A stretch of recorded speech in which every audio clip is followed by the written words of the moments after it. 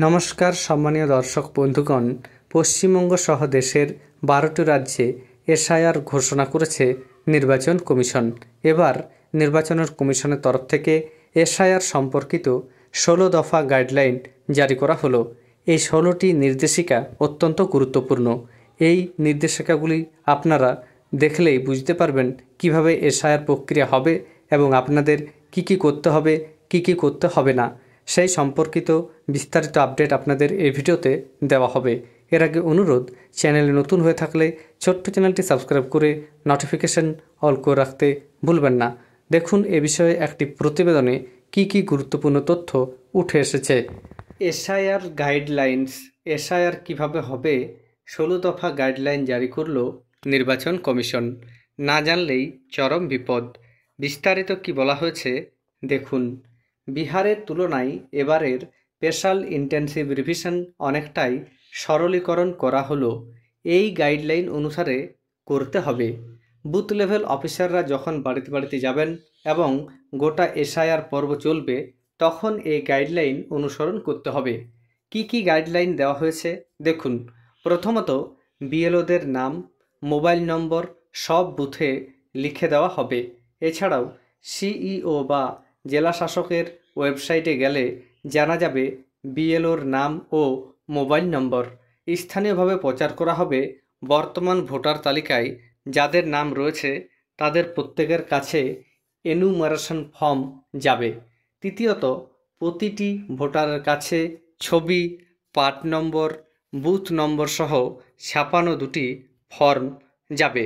4 নম্বর বলা হচ্ছে, ভোটারের দেখা না পেলে বাড়িতে লেটার বক্সে বা দরজার ফাঁকে ঢুকিয়ে দিয়ে আসতে হবে। 5 নম্বর, ফর্ম জমা দেওয়ার সময় কোনো নথি দিতে হবে না, তবে ফর্মে 2002-এর ভোটার তালিকায় তার মা, বাবা, ঠাকুরদা বা ঠাকুরমার নাম থাকলে সেই লিঙ্ক উল্লেখ করতে হবে। 6 নম্বর বলা হচ্ছে, এই লিঙ্ক বিএলও তার নির্বাচন কমিশনের দেওয়া মোবাইল অ্যাপের মাধ্যমে দেখে নিতে পারবেন। ভোটারের এপিক নম্বর দিয়ে যা পাওয়া যাবে। বিহারের এসআইআরের ক্ষেত্রে এই সুযোগ ছিল না। প্রতিটি এনুমারেশন ফর্মে লেখা রয়েছে, আবেদনকারীর সমস্ত তথ্য যাচাই করে নিয়েছি। তার নিচে ফর্ম জমা নেওয়ার পর বিএলওকে এই স্বাক্ষর করতে হবে। মোট 2টি ফর্ম দেওয়া হবে ভোটারদের, যার মধ্যে একটি ফর্ম বিএলও তার কাছে জমা নিয়ে নেবেন। আর একটি ফর্ম তিনি যে জমা দিচ্ছেন সেটা রিসিভ করে ভোটার তার কাছে রেখে দেবেন। যে ফর্মটি ভোটার তার কাছে রেখে দেবেন সেটিতেও বুথ লেভেল অফিসারের সই থাকবে। এছাড়া বলা হচ্ছে, বিএলওকে একাধিকবার এনুমারেশন ফর্ম জমা নেওয়ার জন্য আবেদনকারীর বাড়িতে যেতে হবে। আবেদনকারী মনে করলে সরাসরি ইআরও অফিসে গিয়েও ফর্ম জমা দিতে পারবেন। জমা দেওয়ার সময় আবেদনকারী রিসিপ্ট কপি হিসাবে দ্বিতীয় ফর্মটি বিএলওকে দিয়ে স্বাক্ষর করিয়ে নেবেন। 9 নম্বর বলা হচ্ছে, কোনো ভোটার বাইরে থাকলে 4 নভেম্বরের পর থেকে 4 ডিসেম্বরের মধ্যে সরাসরি পশ্চিমবঙ্গ সিইও ওয়েবসাইটে গিয়ে তার এনুমারেশন ফর্ম পূরণ করতে পারবেন। 10 নম্বর বলা হচ্ছে, কোনো ব্যক্তি কাজের জন্য বাইরে থাকলে তার হয়ে পরিবারের অন্য সদস্য স্বাক্ষর করে ফর্মটি জমা দিতে পারবেন, তবে স্বাক্ষরকারীকে লিখে দিতে হবে আবেদনকারীর নাম এবং তার সঙ্গে সম্পর্ক। 11 নম্বর বলা হচ্ছে, এনুমারেশন ফর্ম জমা দিলেই খসড়া ভোটার তালিকায় নাম উঠবে। জমা না দিলে ভোটার তালিকায় নাম ওঠার সুযোগ নেই। 12 নম্বর বলা হচ্ছে, যারা ফর্ম নিয়ে জমা দিচ্ছেন না তাদের কাছ থেকে ফর্ম পূরণ করে নিয়ে আসার জন্য বিএলওরা একাধিকবার যাবেন। তারপরও না পেলে বিএলওদের কাছে তা সংগ্রহে সাহায্য করার জন্য আবেদন জানানো হবে।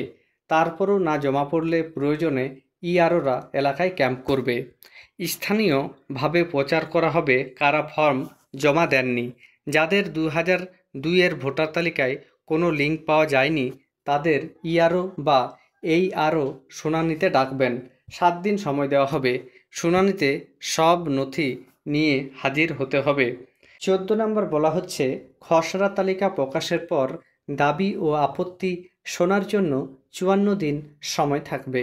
যার ভিত্তিতে শুনানি হবে। 15 নম্বর বলা হচ্ছে 7 ফেব্রুয়ারি ভোটার তালিকা প্রকাশের পর দেখা যায় যে কারুর নাম ভোটার তালিকায় ওঠেনি, তখন সে সরাসরি জেলা শাসকের কাছে আবেদন জানাতে পারেন। সেখানে তার আবেদন খারিজ হয়ে গেলে সিইওর কাছে আবেদন করতে পারেন। 16 নম্বর বলা হচ্ছে তারপরেও ভোটার তালিকায় নাম তোলার জন্য আবেদন জানাতে পারবেন। নির্বাচনের মনোনয়নপত্র জমা দেওয়ার শেষ পর্যন্ত এই আবেদন জানানো হবে। তাহলে বুঝতে পারছেন, প্রথম দফায় আপনারা যে এনামোরেশন ফর্মটি জমা করবেন সেখানে কোনো নথি দিতে হচ্ছে না। এছাড়া আপনাদের নাম যদি খসড়া তালিকায় বা পরবর্তীকালে মূল তালিকায় কোনো কারণে না উঠে থাকে, তবুও আপনারা যে ভারতের নাগরিক সেটি প্রমাণ করার একাধিকবার সুযোগ পাবেন। বিহারের থেকে পশ্চিমবঙ্গ বা অন্যান্য যে 12টি রাজ্যে এই মুহূর্তে এসআইআর ঘোষণা করা হয়েছে সেগুলির নিয়ম অনেকটাই সরল করা হয়েছে, আপনারা দেখতেই পাচ্ছেন। ধন্যবাদ।